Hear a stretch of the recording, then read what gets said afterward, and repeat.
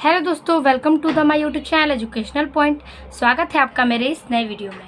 आज मैं लेके आई हूँ बायोलॉजी का क्लास 12th का टॉपिक, जो कि पार्ट 5 है।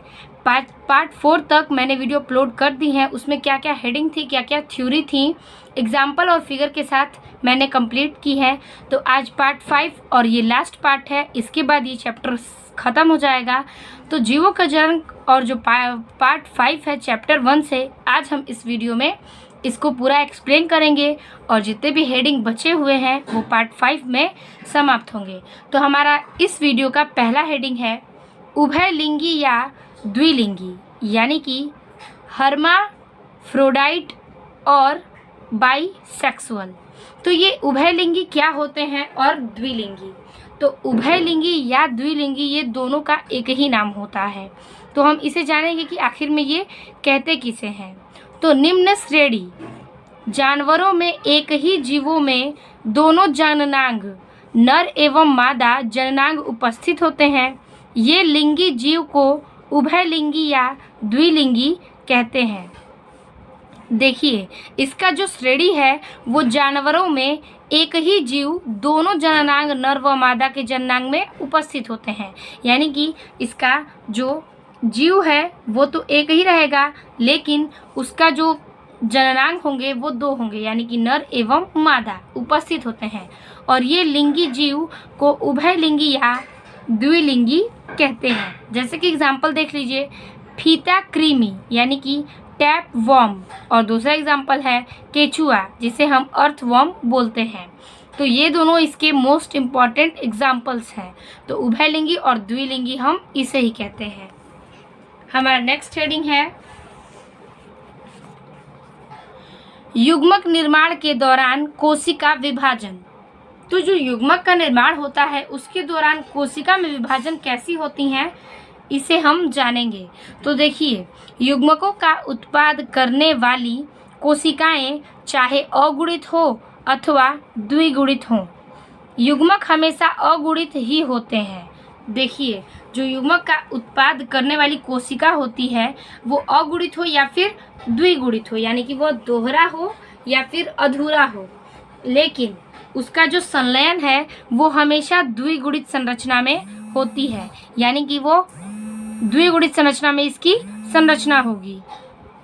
युग्मनज यानी जायगोट ही बनता है, तो उसे हम युग्मनज या जायगोट कहते हैं। चाहे युग्मनज के विकास होने पर अगुणित जीव उत्पन्न हो अथवा द्विगुणित जीव उत्पन्न हो। ऐसे इसलिए क्योंकि ये जीवों में अर्धसूत्री विभाजन से ही बनते हैं। ये 3 प्रकार के होते हैं। तो इसके जो 3 प्रकार हैं वो तो मैं आपको बताऊंगी, लेकिन इसका सबसे मेन इंपॉर्टेंट टॉपिक है कि युग्मकों का उत्पाद जो होता है उससे करने वाली कोशिकाएं चाहे वो अगुणित हो या फिर द्विगुणित, आप इसे हमेशा याद रखिएगा कि ये युग्मक हमेशा अगुणित ही होते हैं, लेकिन इन युग्मकों का संलयन हमेशा द्विगुणित संरचना में होती है। इनका जो संरचना होता है वो द्विगुणित होता है, जिससे वह युग्मनज बनता है। चाहे युग्मनज के विकास होने पर अगुणित जीव उत्पन्न हो अथवा द्विगुणित उत्पन्न हो। अब उस जायगोट से कौन से जीव उत्पन्न होंगे, वो अगुणित होंगे या फिर द्विगुणित, उससे कोई मतलब नहीं है। तो विकास होने पर जीव उत्पन्न होता है। तो ऐसा इसलिए क्योंकि ये जीवों में अर्धसूत्री विभाजन से ही बनते हैं। तो इसका जो विभाजन होता है वो अर्धसूत्री विभाजन होता है, और ये 3 प्रकार के होते हैं। तो आइए देखते हैं इसके 3 प्रकार कौन कौन से हैं। अब इसका पहला प्रकार जो है वो देखते हैं। तो इसका पहला प्रकार है युग्मनजीय अर्धसूत्री विभाजन। तो युग्मनज से जो अर्धसूत्री विभाजन होता है वो कैसे होता है, यानी कि जायोटिक मियोसिस।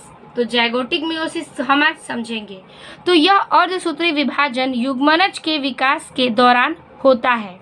इसमें युग्मनज जायगोट मियोसाइट की तरह कार्य करता है। यानी कि इसका जो अर्धसूत्री विभाजन होता है वो युग्मनज के विकास के दौरान होता है, और इसमें युग्मनज जाइगोट यानी कि मियोसाइट्स की तरह कार्य करता है। एग्जाम्पल देख लीजिए, यूलोथ्रिक्स, या एक और एग्जाम्पल है वो है क्लेमाइडोमोनस। तो ये जो जीव होते हैं वो युग्मनजीय अर्धसूत्री विभाजन के एग्जाम्पल हैं। हमारा दूसरा प्रकार है इसका बीजाणु अर्धसूत्री विभाजन। तो बीजाणु अर्धसूत्री विभाजन क्या होता है, यानी कि स्पोरिक मियोसिस। तो अधिकतर पादपों में इसी प्रकार का विभाजन होता है। इसमें अर्धसूत्री विभाजन बीजाणु कोष के भीतर होता है और बीजाणुधारी पादपों में बीजाणु कोष दो प्रकार के होते हैं। तो देखिए, अधिकतर जो पादप हैं वो इसी प्रकार विभाजन करते हैं। इसमें अर्धसूत्री विभाजन बीजाणु कोष के भीतर होता है और बीजाणुधारी पादपों में बीजाणु कोष दो प्रकार के होते हैं। तो देखिए, अधिकतर पादपों में इसी प्रकार का विभाजन होता है। इसमें अर्धसूत्री विभाजन बीजाणु कोष के भीतर होंगे, ठीक। और बीजाणुधारी पादपों बीजाणु कोष के दो प्रकार के होते हैं। तो दो प्रकार के कौन कौन से हैं? तो पहला है लघु बीजाणु कोष और दूसरा है गुरु बीजाणु कोष। तो हम इसका पहला और दूसरा ये प्रकार है। तो जो बीजाणु अर्धसूत्री विभाजन है इसमें हम और दो लाइन देखेंगे। तो देखिए, इन बीजाणु कोशों में मियोसाइड यानी कि अर्धसूत्राणु, मियोसाइड का मतलब होता है अर्धसूत्राणु, इसे आप याद रखिएगा, उत्पन्न होते हैं, जिनके अर्धसूत्री विभाजन से अगुणित बीजाणु उत्पन्न होता है। यानी कि जो अर्धसूत्री उत्पन्न होगा उस बीजाणु से उसके अर्धसूत्री विभाजन से भी अगुणित बीजाणु उत्पन्न होते हैं। तो इस प्रकार से हमारा दूसरा हेडिंग समाप्त होता है। हमारा तीसरा हेडिंग है इसके प्रकार का कि युग्मक अर्धसूत्री विभाजन यानी कि गेमेटिक मियोसिस। तो गेमेटिक मियोसिस क्या होता है उसे हम देख लेंगे। तो यह विभाजन जंतु में होता है, यानी कि इसका विभाजन जो है जीव में नहीं जंतु में होगा। जंतुओं की दैहिक तथा जननांग यानी कि सेक्स ऑर्गन्स द्विगुणित होते हैं। ये उसका जो दैहिक जननांग होगा वो द्विगुणित होगा, यानी कि दोहरा होगा। युग्मक उत्पन्न करने वाली जनन कोशिकाएं भी द्विगुणित होती हैं, यानी कि युग्मक जो उत्पन्न करता है उसे करने वाली जनन कोशिकाएं भी द्विगुणित होंगी, जो मियोसाइट की तरह कार्य करते हुए अर्धसूत्री विभाजन द्वारा अगुणित उत्पन्न करती हैं। यानी कि जो मियोसाइट की तरह कार्य करती हैं और अर्धसूत्री विभाजन के द्वारा यह अगुणित विभाजन उत्पन्न करती हैं। हमारा अगला हेडिंग है निषेचन। तो अब हम देखेंगे कि निषेचन क्या होता है।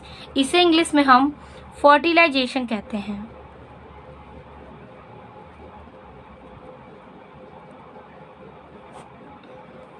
तो फर्टिलाइजेशन यानी कि निषेचन क्या होता है। तो कई बच्चे जो होते हैं कि निषेचन का सटीक जो होता है कि उच्चारण या फिर डिफिनीशन परिभाषा नहीं दे पाते हैं। तो बहुत ही इजी तरीके से निषेचन का ये परिभाषा है कि नर तथा मादा युग्मकों के संलयन से युग्मनज यानी कि जायगोट बनाने की प्रक्रिया को निषेचन कहते हैं। इसे युग्मनज संलयन भी कहा जाता है, क्योंकि इसमें युग्मकों का संलयन होने पर द्विगुणित युग्मनज उत्पन्न होते हैं। ये दो प्रकार के होते हैं। तो देखिए, इसमें जो कि है नर तथा मादा युग्मकों का संलयन होता है और उस संलयन से युग्मनज की प्राप्ति होती है और बनाने की प्रक्रिया यानी कि युग्मनज बनाने की प्रक्रिया को ही हम निषेचन कहेंगे।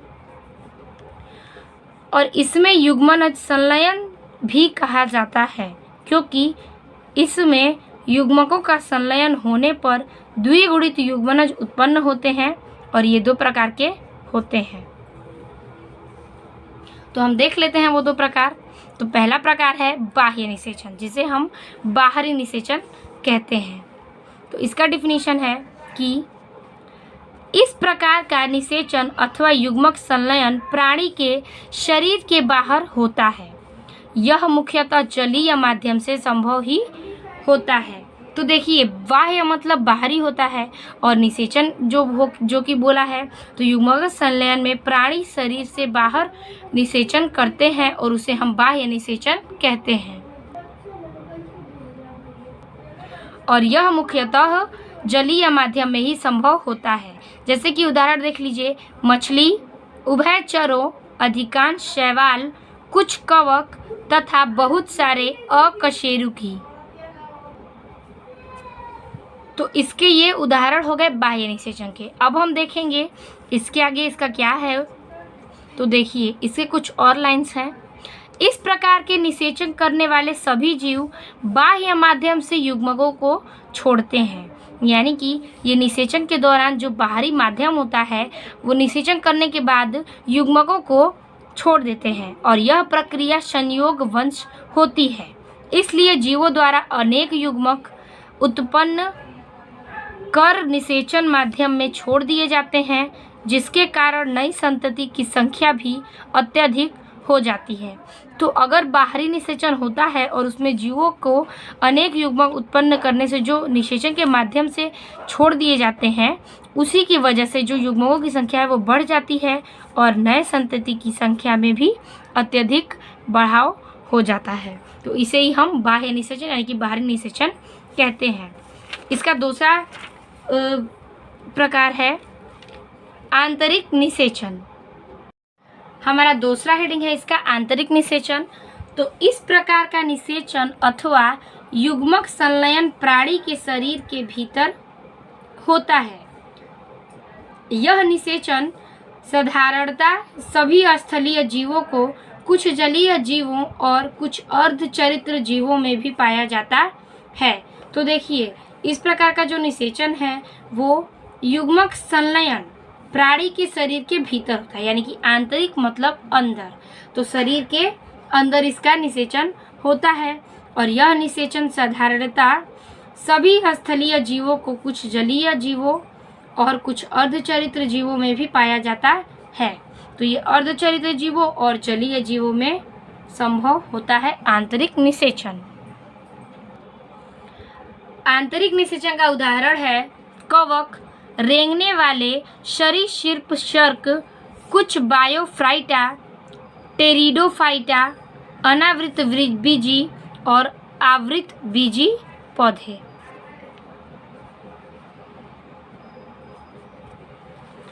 तो इस प्रकार से आंतरिक निषेचन भी समाप्त होता है। अगला हेडिंग है हमारा बाह्य निषेचन और आंतरिक निषेचन में अंतर।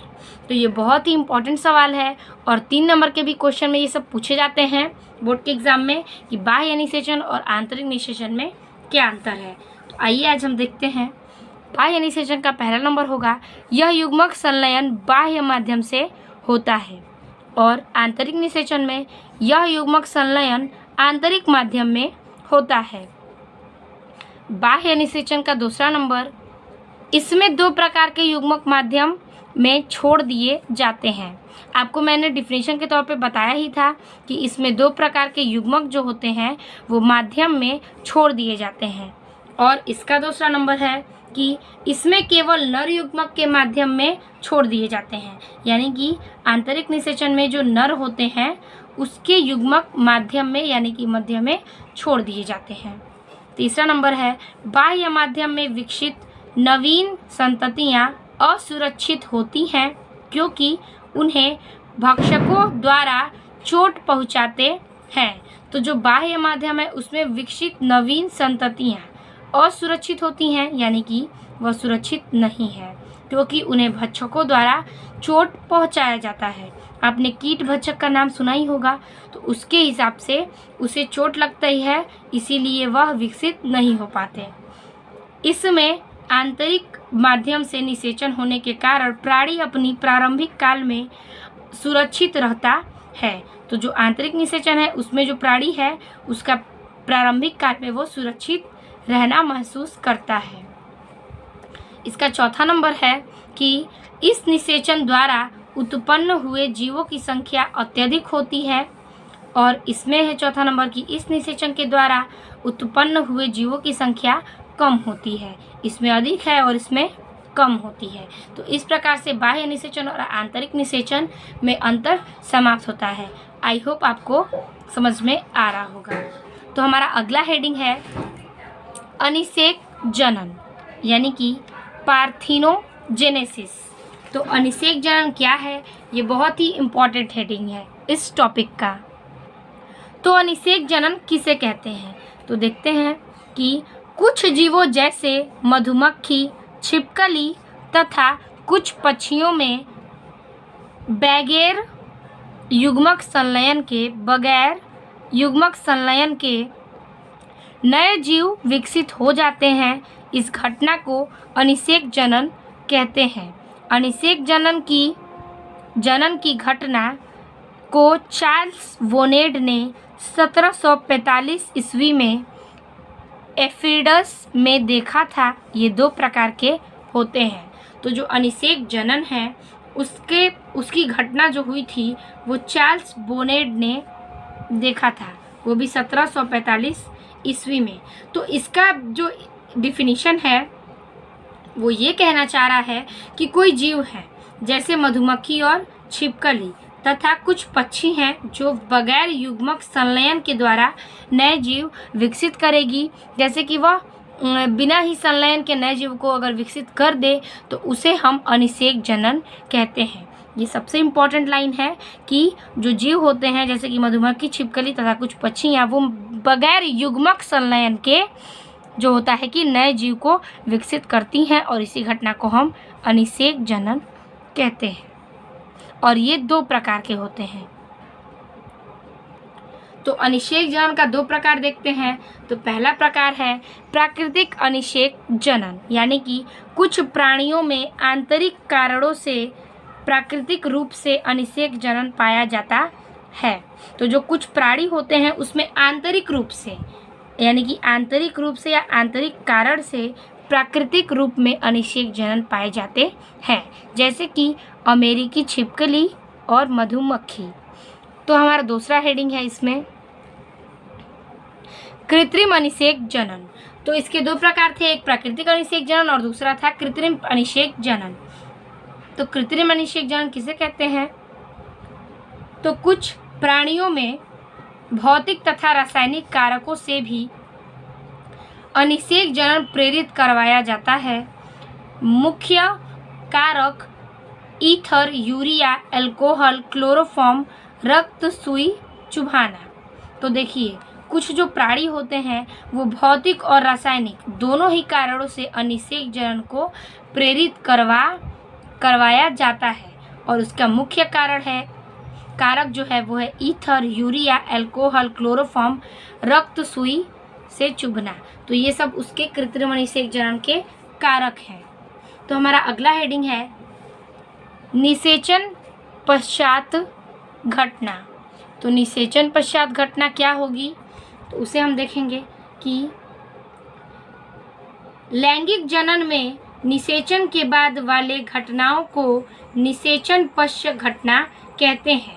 यानी कि जो लैंगिक जनन है उसमें जो निषेचन होता है उसके बाद जो घटना होती है उसी को हम निषेचन पश्चात घटना कहते हैं। पश्चात मतलब बाद में, और जिसमें युग्मनज निर्माण एवं भ्रूण विकास एवं प्रमुख घटनाएं होती हैं। तो निषेचन पश्चात घटना हम इसे ही कहेंगे क्योंकि इसकी घटना निषेचन के बाद होती है जिसमें युग्मनज निर्माण एवं भ्रूण विकास में प्रमुख घटनाएं होती हैं। हमारा अगला हेडिंग है भ्रूणोद्भव यानी कि भ्रूण विकास। ये इस टॉपिक का लास्ट हेडिंग है और भ्रूण विकास जो है बहुत ही इम्पॉर्टेंट सवाल है और ये 3 नंबर में पूछे जाते हैं और 2 नंबर के अति लघु उत्तरीय प्रश्न में भी पूछे जाते हैं कि भ्रूण विकास क्या होता है। तो युग्मनज से भ्रूण बनने की प्रक्रिया को भ्रूणोद्भवन कहते हैं और भ्रूणोद्भवन के दौरान युग्मनज कोशिका विभाजन तथा कोशिका विभेदितकरण से गुजरता है। इसमें युग्मनज में बार बार समसूत्री विभाजन होते हैं और ये विभाजन भ्रूण के विकास में सहायक होता है। तो इस प्रकार से जो युग्मनज है वो भ्रूण से बनने की प्रक्रिया यानी कि जो युग्मनज से भ्रूण बनेगा और उसी को प्रक्रिया जो आगे बढ़ेगी उसे ही हम भ्रूणोद्भवन कहते हैं। और भ्रूणोद्भवन के दौरान युग्मनज कोशिका विभाजन तथा कोशिका विभेदितकरण से गुजरता है। यानी कि उसका जो भ्रूणोद्भवन के बाद जो युग्मनज कोशिका में विभाजन होता है वो कोशिका विभेदीकरण से गुजरता है। इसमें युग्मनज में बार बार समसूत्री विभाजन होते हैं। तो इसका जो क्रिया है वो बार बार समसूत्री विभाजन का होता है और ये विभाजन भ्रूण के विकास में सहायक होते हैं। तो इसका विभाजन भ्रूण के विकास में भी होता है। तो इसे ही हम भ्रूण विकास या फिर भ्रूणोद्भवन कहते हैं। तो इस प्रकार से हमारा सारा हेडिंग समाप्त होता है और पार्ट 5 में ये आखिरी हेडिंग था भ्रूणोद्भवन। तो क्लास 12th का जो चैप्टर 1 है जीवों में जनन और चैप्टर 1 इस पार्ट 5 के वीडियो में समाप्त होता है। तो जितनी भी हेडिंग्स थी बुक से रिलेटेड या फिर और भी इस चैप्टर से रिलेटेड वो सारे मैंने नोट्स के तरीके पे और बहुत ही इजी डिफिनीशंस में आपको बता दिए हैं। आई होप आपको वीडियो अच्छी लगी होगी और समझ में आया होगा। आप इसके नोट्स तैयार करना ना भूलें, ये बहुत ही इम्पॉर्टेंट चैप्टर 1 का नोट्स है। तो मिलते हैं आपसे अगले वीडियो में। अगर वीडियो अच्छी लगी हो तो लाइक, कमेंट और शेयर करना अपने दोस्तों को ना भूलें। आशा है कि आपको ये सारे वीडियो अच्छे लगे होंगे पार्ट 5 तक। तो मिलते हैं आपसे अगले वीडियो में, तब तक के लिए धन्यवाद।